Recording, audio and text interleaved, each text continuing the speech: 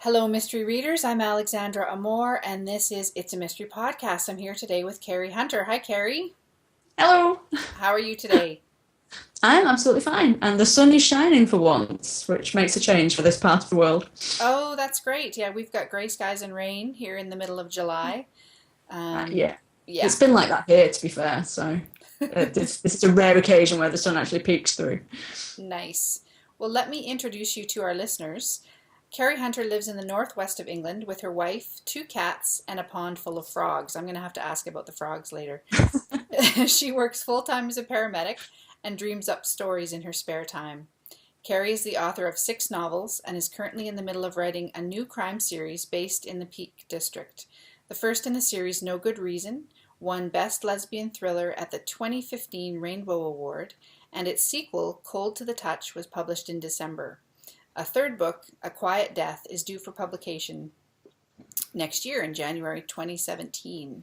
So let's start talking about the Peak District. That's something that I'm fascinated by. I love a strong sense of setting in a mystery novel, and I really try to incorporate that in my books. So you live in the Peak District, is that correct?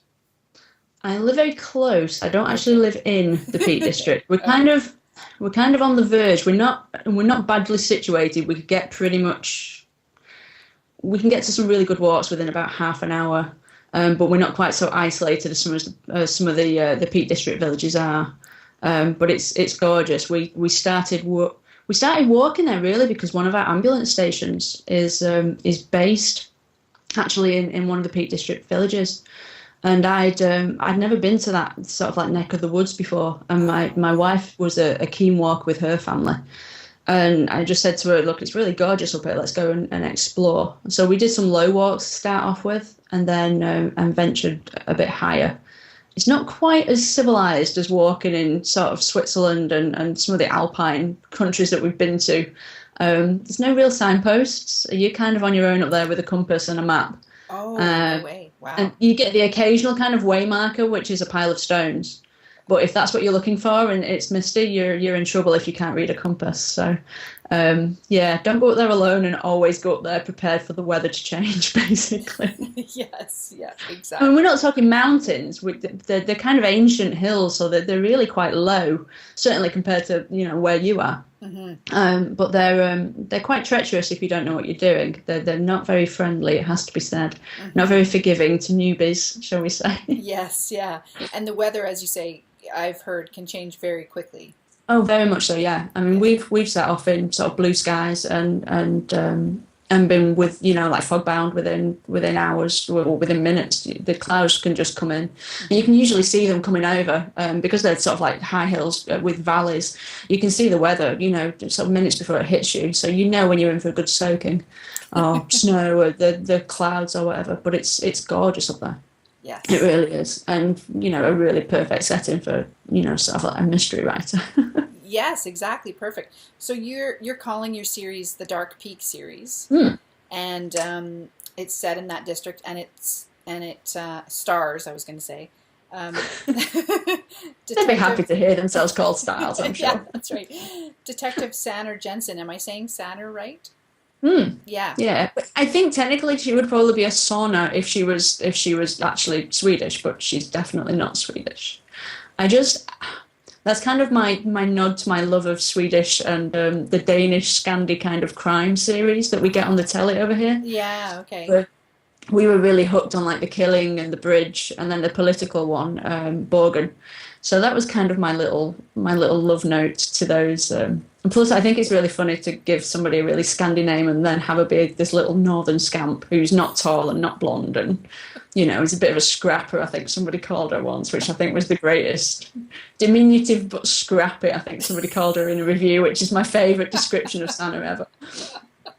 Just perfect. Yes. Yeah. Exactly. And then Dr. Meg Fielding is sort of her Mm. best friend slash on again off again lover. Yeah, Yeah. it's kind of the friends with benefits thing they call it, don't they? I Yes. mean, I write lesbian fiction, and lesbian fiction is very much romance orientated. It's the dominant genre within lesbian fiction is romance. Hmm. And I'd done the kind of I'd done three before I started the Dark Peak books, and they were the more traditional. They were action adventure, and there's probably more sort of bullets and gore in the romance than people would expect. But they would still follow the kind of standard girl meets girl, fall in love, have an adventure, happy ever after. And I wanted to just mix it up a bit with this because I was definitely coming out of the romance genre with this to write crime. I didn't want to feel obliged to make it a girl meets girl, as strangers, and then do the happy ever after thing, because that to me is not how crime. I read a lot of mainstream crime, and there's never really a love story in them. They don't necessarily end with a kiss and walk off into the sunset. So yeah, I thought it would be fun to play around with two characters who'd grown up together and knew each other really well, and they do. They muck around together. They take the piss out of each other. They can, they know everything. They know all each other's secrets, basically. And to have that shared history and to be able to play on that is really what's made these books fun, I think. To write, and they've just been an utter joy to write.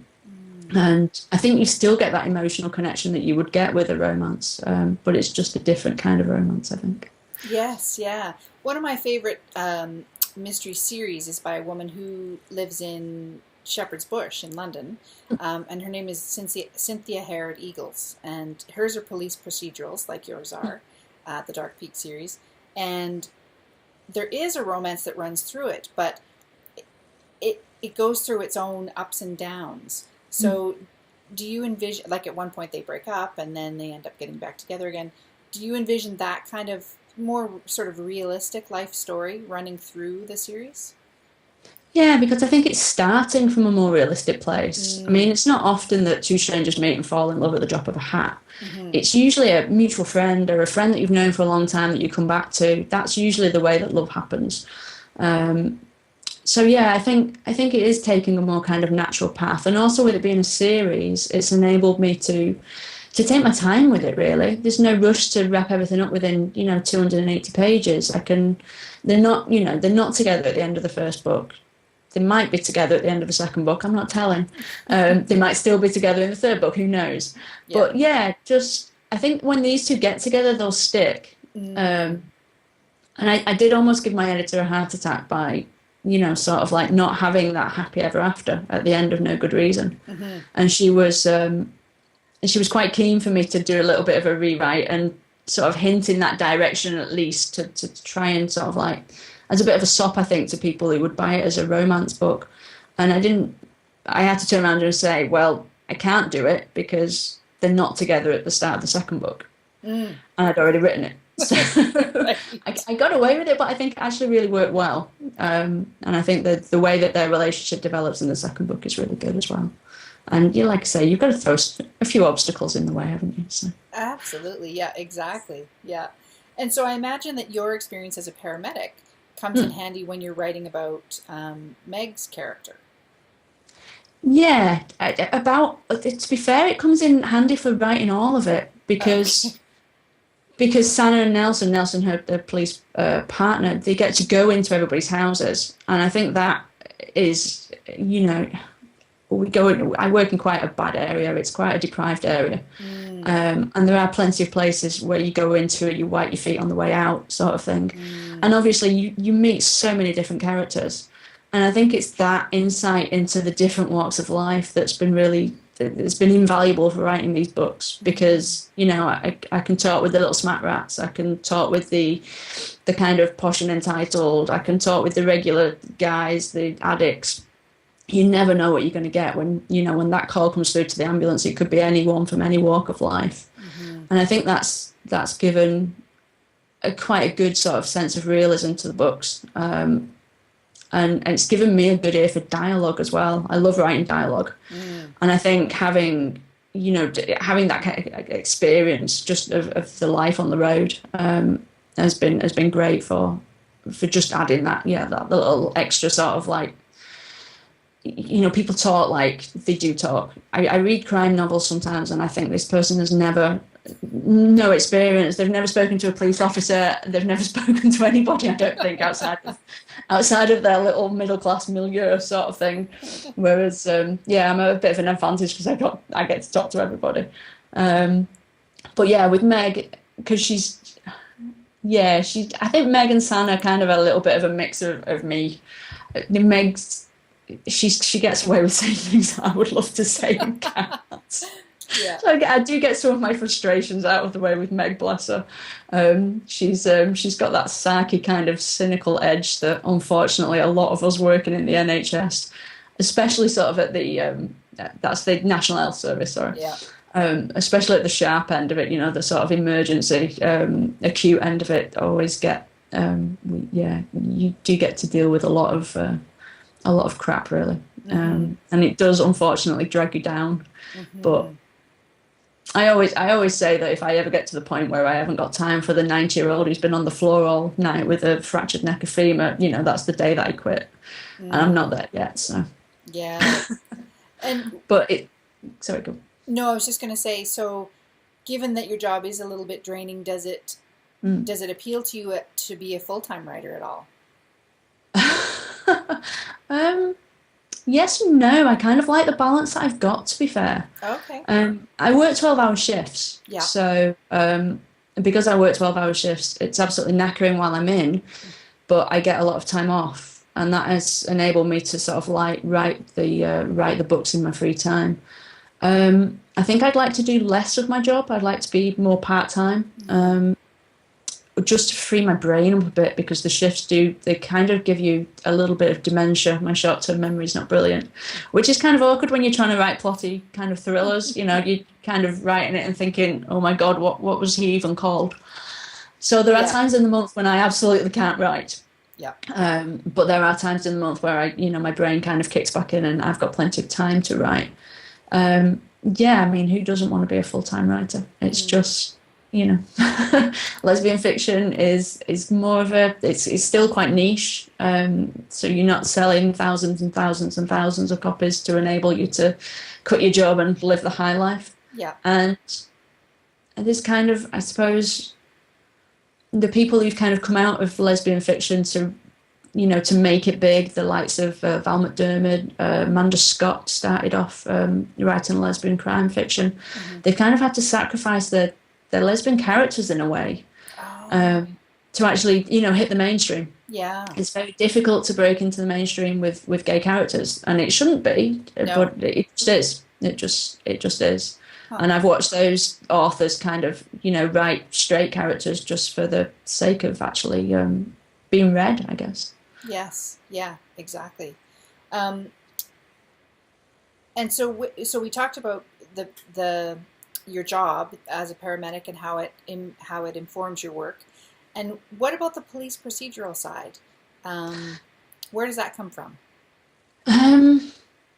Obviously, I get to work quite closely with the police, right, which is great because I can bug them. And I have a couple of people that I work closely with on shift who are actually married to police officers, so that's also very handy. Wow, yeah. But a lot of it comes from research, just down dirty research on the internet mainly. And sort of like, there's been some really good, over here we get some really good documentaries. There was one called 24 Hours in Police Custody. Mm. That was really useful for research.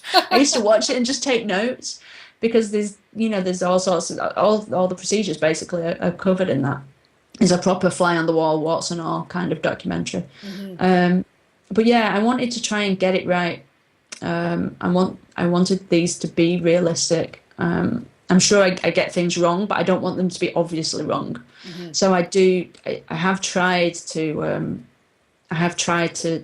get the details absolutely on the mark, really. Mm-hmm. Because it annoys me when I read stuff, sort of medical stuff, and they've not done the research, and they've not bothered to find out whether you can shock a person who's got a flat line on the monitor. And it just, as somebody in the medical profession, I'm sure it would annoy somebody within the police profession if they read a book and somebody was riding willy-nilly roughshod all over their rules. Yes. So yeah, I try and I do a lot of work basically beforehand and as I'm going along, to try and get it right. Yes. Yeah. Oh, good for you. That's great. We touched a little bit on your previous books. So you have 3 books that came before the Dark Peak series, and 2 of those are sort of a pair. where the Yes. characters recur. Mm. So when you switched to writing the Dark Peak series, had you been inspired by that experience of writing about characters in more than one book? I've been told I've got attachment issues. Basically, I wrote Desolation Point and Tumble Down. Yeah. Again, kind of not following the rules of lesbian fiction, where when you write a romance, you're supposed to stop and do another romance, and they're supposed to be standalone books. Yeah. And I think Tumble Down, which was the sequel to Desolation Point, kind of gave me A, the series itch, but B, the crime itch as well, Mm. because that turned more of a procedurally investigation kind of, it turned into that kind of a novel rather than, it wasn't a romance because the couple were already established. And I knew, I think after that yeah, the standalone romance perhaps wasn't for me, and that I wanted to really try and get my teeth into a series. So I was already kind of eyeballing the crime series, kind of the switch to crime at the end of Tumble Down. And I think I read a lot of crime and I read mainstream crime, and I like the way it can develop the characters. I like the way you can play with the plots. I like the kind of the twists and the turns. I find them more challenging to actually read and write, but it's just the kind of stuff that I wanted to read isn't really out there. The visibility of gay characters isn't out there. So I guess I wrote the crime series that I wanted to read. Because obviously I'm writing for a year, so I'm with these characters for a year. I'm in their heads; they become my family, kind of thing. So yeah, it's that kind of aspect that I wanted to develop. The series aspect, the characters, taking an arc with character development. They've got family and background and past histories that you can explore. But also the fact that I could write strong women who were lesbians without it defining them. I didn't want them to be wearing a big badge saying I'm a lesbian. They just are. Sanna's out at work. Nobody really bats an eyelid about it. It's not a big issue. And working in the public sector over here, that's exactly how it is. It's not a big issue. And there's so many queers on my station. They call it the gay village, but we just are. Yeah. This, you go into any casualty, you throw a stick, you'll hit at least 4 gay members of staff. Yeah. And yet they're invisible in mainstream crime, and it annoyed me. So Yeah. I'm redressing the balance a bit. It's just, whether or not how to get your books out into a mainstream kind of crime audience. That's the tricky thing when you write in a lesbian kind of niche, and your publisher is known just for writing, just for publishing LGBTQ fiction. So Yeah. Well, what I would imagine is that now with the rise of the Kindle and independent publishing and all that kind of stuff, that these kind of smaller niches have the ability to grow perhaps in ways that they never did before. Do you think that's true? I would hope so. I mean, Bold Strokes. I mean, I don't want to sell Bold Strokes short. They're a huge publisher, but like I said, the main kind of demand within lesbian fiction is for the romance.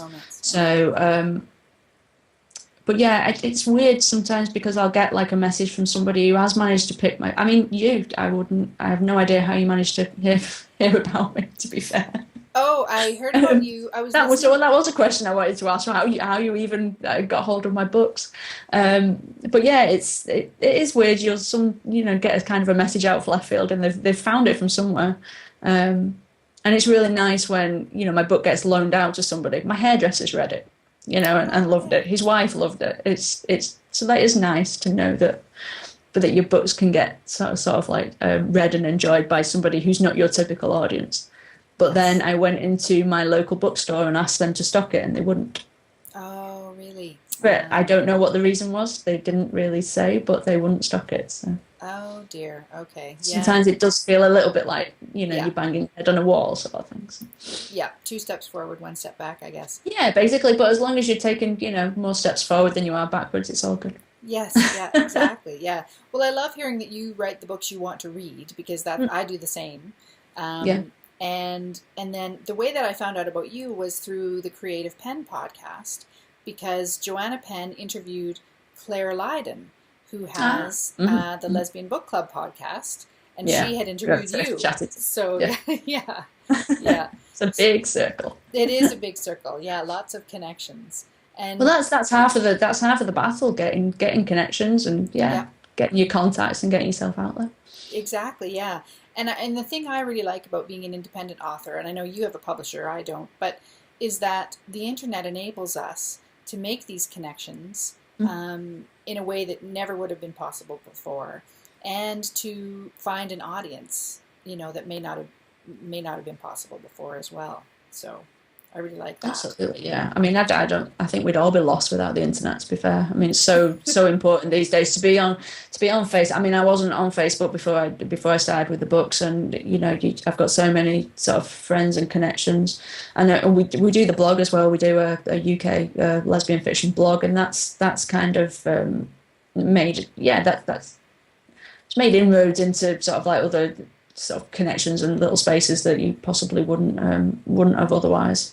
So that's great. Yeah, it's pulled a lot of the UK sort of writers together. Yeah. Oh, that's fantastic. Small and large, to be fair. We've had some of the bigger hitters sort of on the site, as well as the sort of like the smaller writers, the indie writers, the smaller publishing companies. So that's been great. Oh, fantastic. That's nice. So one last question before we wrap up. Tell us about the frogs. What's going on there? We have a little pond just at the bottom of our garden. Okay. And it's a very healthy little wildlife pond. It's not a fish pond or anything like that. And when we built it, we dug it out ourselves and built it ourselves. We designed it for wildlife. And then we went and pinched a load of frog spawn from somebody's pond that they were actually closing over. And it's gone a bit bonkers. We get a lot of frogs. At the moment, we have a lot of tadpoles. So I'm just looking at our grass now, and it needs cutting because in a couple of weeks' time, it's going to be jumping, quite literally. When all my little frogs graduate from Pond Academy, yes, it'll be a no-mow zone for for the rest of the summer, because you just can't do it safely without blitzing a million frogs. Yes. So we have newts as well. They're not supposed to be able to cohabitate, but they do quite happily. I think it's because we get so much frog spawn that even if the newts kind of dine out on a few, it doesn't really affect the numbers. Oh, okay. So, and our cats like chasing them. I was going to say, what about the cats? Yeah, do they? We've had a few in the kitchen and under cupboards, and because they don't taste nice, so they'll bring them in with their little legs kind of sticking out the side of the mouth and then just drop them wherever. Yeah. So it's been a while since I've had a hopper in the kitchen, but it has happened. That's awesome. All right. Well, thank you so much, Cari. It's been great talking to you today. You're welcome. Thank you for having me. Oh, my pleasure. Why don't you let everyone know where they can find your books? Okay. We have the Ballstrokes website, which is the publisher, and that is www.ballstrokesbooks.com.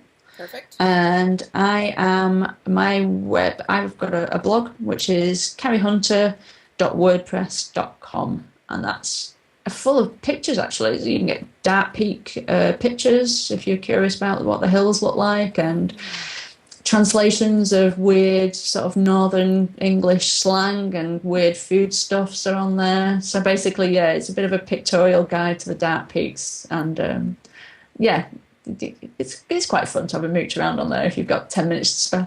Yes. And you ever wondered what a chip butty was, or bamboozled by some of the slang. Yes, yeah, exactly. Nice. And then your books are available on Amazon as well. Yeah, they're on Amazon. Yeah, I think that's our main market, isn't it? Amazon. Yeah, Kindle and paperback. Paperback. And I noticed you made an announcement on your blog was on audio as well. Yeah, the very first one, Snowbank. Yeah. Which is also set in the Peak District, a very snowy Peak District, that one. So yeah, that's come out on audiobook as well. And do you have plans to bring the other ones out on audio, or does your publisher? That's a Ballstrokes thing. They were in sort of like conjunction with Audible, and Audible were doing the decision making, and I think Ballstrokes got a bit frustrated because they weren't.